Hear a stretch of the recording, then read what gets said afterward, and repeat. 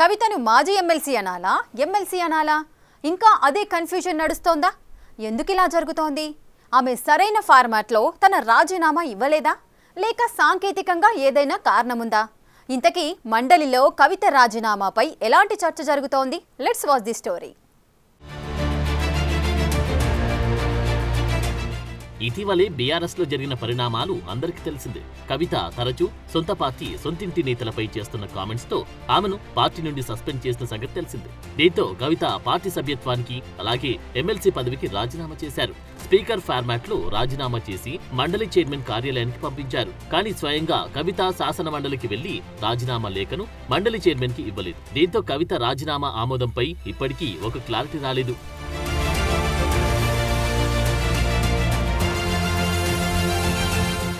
ఇప్పుడు కవితని మాజీ ఎమ్మెల్సీగా చూడాలా లేదా ఎమ్మెల్సీ కవితగానే చూడాలా అంటే మాత్రం ఇది అదని ఎవరు చెప్పలేకపోతున్నారట. టోటల్ గా ఈ విషయంలో ఒక కన్ఫ్యూజన్ అయితే అందరిలోనూ ఉంది. అయితే శాసన మండలి కార్యాలయం ఏం చెబుతుందో తెలుసుకుందామని ప్రయత్నిస్తే కవిత రాజీనామా అంశం మండలిలో ఇంకా పెండింగ్ లో ఉన్నట్టు సమాచారం. ఎందుకంటే ఎమ్మెల్సీ రాజీనామా ఆమోదిస్తే 6 నెలలలోపు ఎన్నికలు నిర్వహించాల్సి ఉంటుంది. ఇందుకే కవిత రిజైన్ ఇష్యూ పెండింగ్ లో పెట్టారా అన్న ప్రశ్న తలెత్తుతోంది.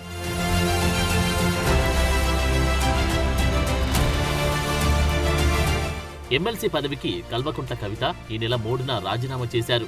రాజీనామా లేఖను స్పీకర్ ఫార్మాట్ లో శాసన మండలి చైర్మన్ గుత్తా సుఖేందర్ రెడ్డికి జాగృతి నేతల ద్వారా పంపారు. రాజీనామాను ఆమోదించాలని కవిత ఫోన్ లో మండలి చైర్మన్ కోరారు. కవిత రాజీనామాపై చైర్మన్ వెంటనే నిర్ణయం తీసుకుని ఆమోదిస్తారని అన్ని రాజకీయ పార్టీలు భావించాయి.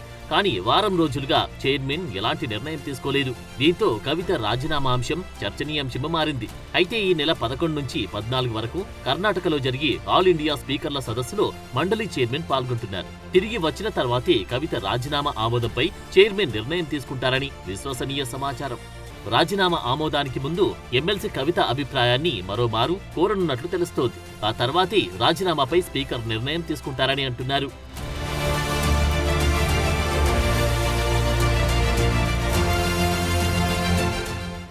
కవిత రాజీనామాను ఆమోదించాలంటే నేరుగా మండలి చైర్మన్ ను కలవాల్సి ఉంటుంది. తన రాజీనామాకు సంబంధించి సహేతుకమైన వివరణ ఇవ్వాల్సి ఉంటుంది. కవిత రాజీనామా విషయంలో మండలి చైర్మన్ ను కలుస్తారా లేదా అనే చర్చ నడుస్తోంది. వీటన్నిటిని బట్టి చూస్తే కవిత నేరుగా శాసన మండలి చైర్మన్ ను కలిసినప్పుడే రాజీనామా ఆమోదం లభిస్తుంది అని చైర్మన్ ఆఫీస్ నుంచి వస్తున్న ఇన్ఫర్మేషన్.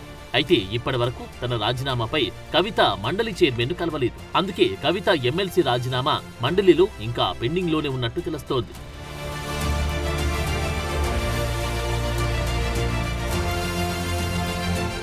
ప్రస్తుతానికైతే కవిత ఎమ్మెల్సీ రాజీనామా ఇంకా ఆమోదం పొందలేదు. అదే జరగాలంటే ఆమె నేరుగా మండలి చైర్మన్ ను కలవాల్సి ఉంటుంది. కాబట్టి ఆమె వెళ్లి కలుస్తారా లేక తాను కలవకుండానే చైర్మన్ ఆమోదించే వరకు వేచి చూస్తారా చూడాలంటున్నారు. ఏది ఏమైనా కవిత రాజీనామా వ్యవహారం మాత్రం తెలంగాణ రాజకీయ వర్గాల్లో జోరుగా చర్చ సాగుతుంది. ఆమెను ఎమ్మెల్సీ కవిత అనాలా లేక మాజీ ఎమ్మెల్సీ అనాలా అర్థం కావడం లేదని అంటున్నారు కొందరు.